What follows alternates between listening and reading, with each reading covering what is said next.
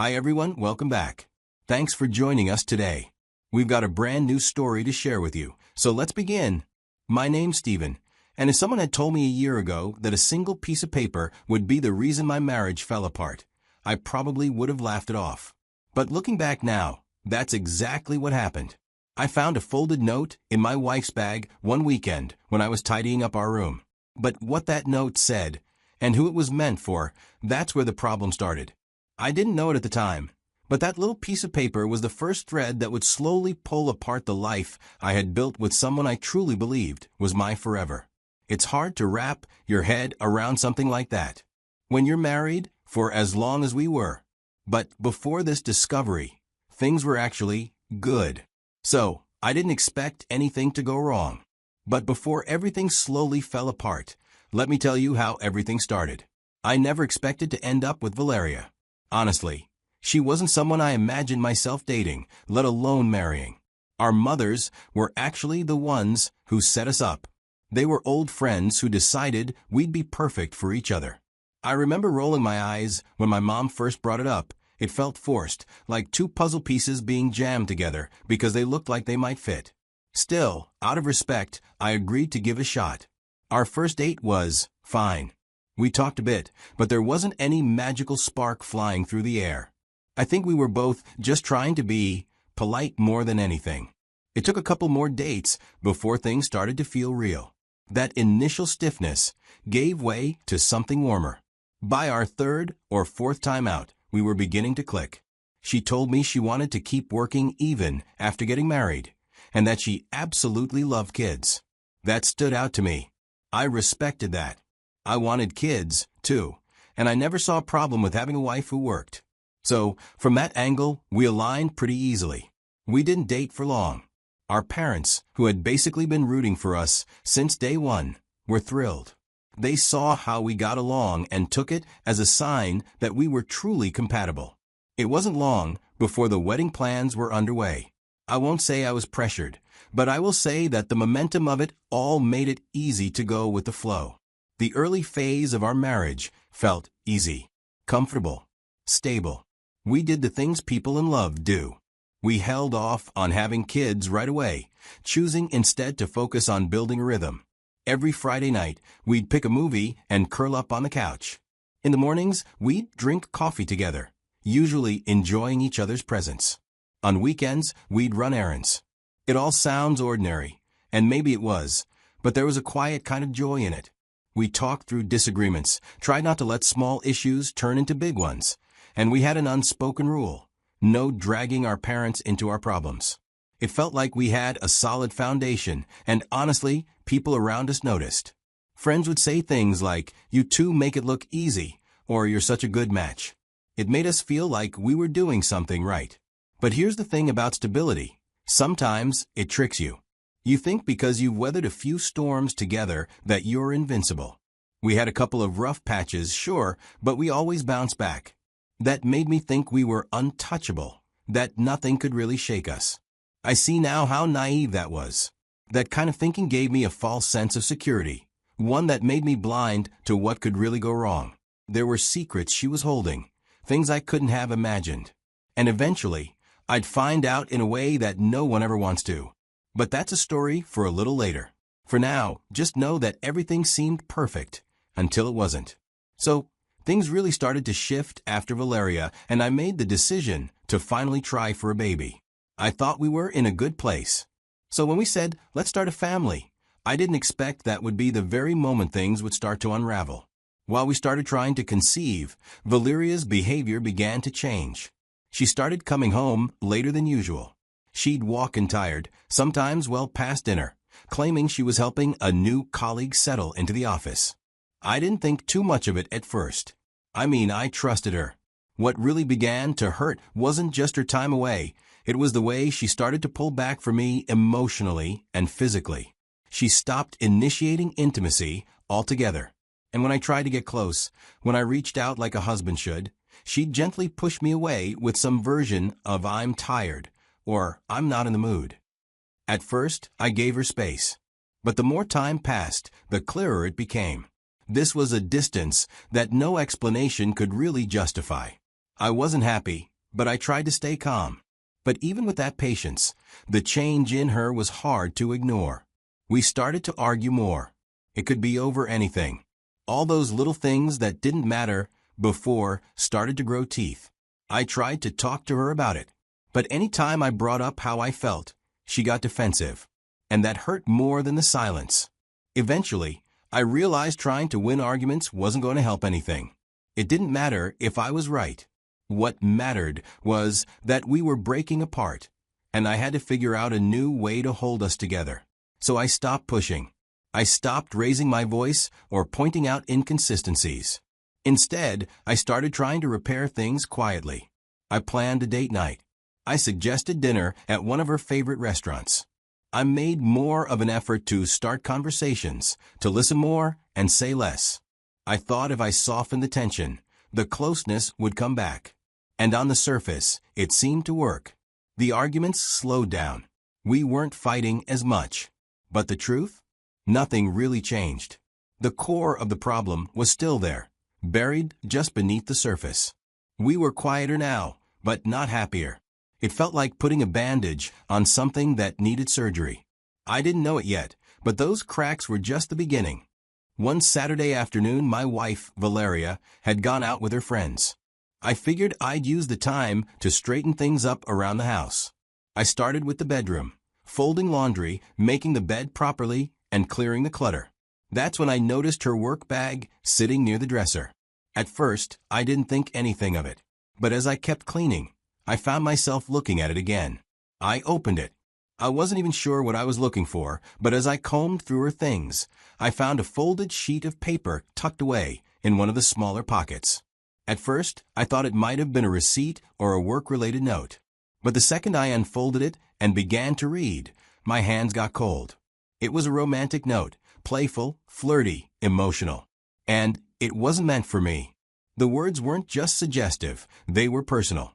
There was affection in the tone. Whoever this was written to, she had a connection with him. And I was not that person. I sat there on the edge of our bed, note in hand, trying to breathe through the wave of emotions that hit me. It's one thing to worry your partner is slipping away from you emotionally. It's another thing entirely to find proof in ink.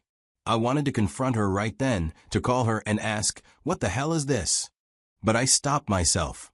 I told myself, wait. And I did. She came back later that night, a little unsteady, shoes in her hand. She stumbled into bed and passed out almost immediately.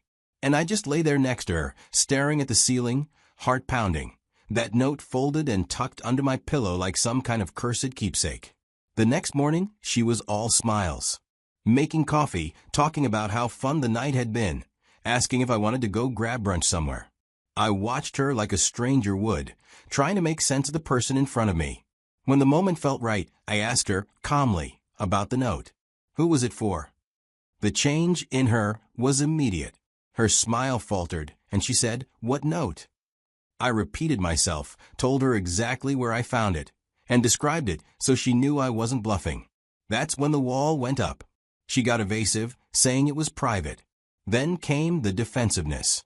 "Why were you going through my bag?" she asked. She claimed the note was just a joke. "It's something we do at the office," she said. Just messing around. But she couldn't even look me in the eye. And in that moment I knew. Something deeper was going on. And the woman I thought I knew, I wasn't sure who she was anymore. I didn't press her any further after that. There was something in the way she deflected that told me arguing would get me nowhere. She'd just keep dancing around the truth, and I'd be left even more confused and angry. So I stopped pushing and started watching. I decided quietly that if she wasn't going to tell me what was going on, I was going to find out for myself. At first, I didn't have a real plan, just instincts. I reached out to someone I knew at her office. I didn't go in asking blunt questions. I played it cool at first, but eventually I just asked directly if there was a guy by that name on the letter working there. The answer was yes. He was the new guy. That alone made my chest tighten, but what came next made it hard to breathe. The insider told me, casually, like it was common knowledge, that some of the people at the office had been joking about Valeria and this new guy. Apparently, they had a thing going on, and some of their coworkers even referred to them as the unofficial office couple. I can't explain how that made me feel. I was furious, confused, and embarrassed. The signs were all there, and I missed them. Or I didn't want to believe them. Either way, it was becoming clear that this had been happening right under my nose. Still, I needed something undeniable. Words from someone else could still be dismissed. What I needed was direct proof. So I waited. For days. I waited for the right moment, when she would be careless enough to leave her phone unlocked or unattended for a minute longer than usual. And let me tell you, that moment didn't come quickly. She had gotten smarter or more paranoid. Her phone was either always with her or locked with Face ID. But one night, she fell asleep on the couch while chatting and watching a movie. Her phone was in her hand. I gently took it and went straight to her messages. I didn't even know where to start, so I typed in the guy's name in the search bar, and there it was. I started scrolling, and with every message, my stomach turned. This was deep, intimate. But what finally broke me was a recent message she had sent him. My husband seems to be suspicious after seeing the love note I wrote you. That was it. I had been lied to, gaslit, betrayed. And now I had it in her own words. I took screenshots of everything because I needed to preserve the truth. I needed something real to hold on to in case she tried to spin it all around on me, which at this point I fully expected. I sat there for a long time that night, and in that silence, I finally understood it was truly over. That night, I decided I couldn't keep living in denial. I just waited for her to wake up, and when she did, I showed her my phone with screenshots of her secrets. I didn't say much. Her face changed immediately. First, she looked like a deer caught in headlights. Then came the denial, the accusations, the shouting. Why are you going through my things? You're always trying to control me. You've never trusted me. I didn't try to reason with her or argue. What was the point? The truth was right there between us, and she knew it. That same night, I went into our bedroom, pulled out a small duffel bag, and started packing. Just a few clothes, enough to get by for a while. She was still shouting when I zipped the bag shut. I didn't tell her where I was going. I didn't say how long I'd be gone. All those little moments that didn't make sense before, they clicked into place like dominoes, one after another. A few days later, her mom called me. She sounded quiet, tired even. She said she'd heard what happened. I didn't go into details, I didn't need to. But I could tell she already knew the truth. I won't make excuses for her, she said. Her own mother couldn't deny what her daughter had done. Weeks had passed since I walked out of the house. I stayed in a hotel for a while and tried to sort through the chaos in my head. I didn't tell too many people what happened right away. Eventually, I filed for divorce. It wasn't an impulsive decision. I thought about it. There were moments when I almost convinced myself to just let it go, to give her another chance. But then I'd remember how she looked me in the face and lied. And the answer was clear. When I finally returned to the house to collect my things, she was there. I wasn't ready for what came next. The moment she saw me, she broke down sobbing. She said she was sorry, that she didn't know what came over her. She begged me to go to couples therapy, said she'd do anything to make it right again, told me she missed me, that the house felt empty without me. Inside, it was chaos. But I didn't give in. I told her calmly that it was over, that no amount of therapy could bring back the trust she destroyed. And I meant it. A few months later, the divorce was finalized. Just like that, the marriage that once felt so full of promise was officially over. But here's the weird part. Despite everything, the relationship between our families didn't fall apart. My mom still talked to hers from time to time. They didn't take sides. They just accepted the reality quietly and moved on with their own lives. I guess not everyone needs to burn bridges just because we did. After the divorce was finalized, life didn't magically get better overnight. The marriage was over, and now I had to start all over again, figuring out what came next. At first, I was just going through the motions, but eventually, I started putting the pieces of myself back together.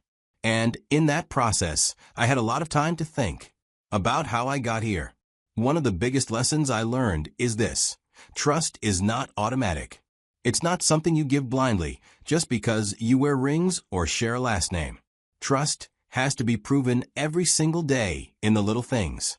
Another hard truth I had to face is that small changes in someone's behavior aren't just random. They mean something.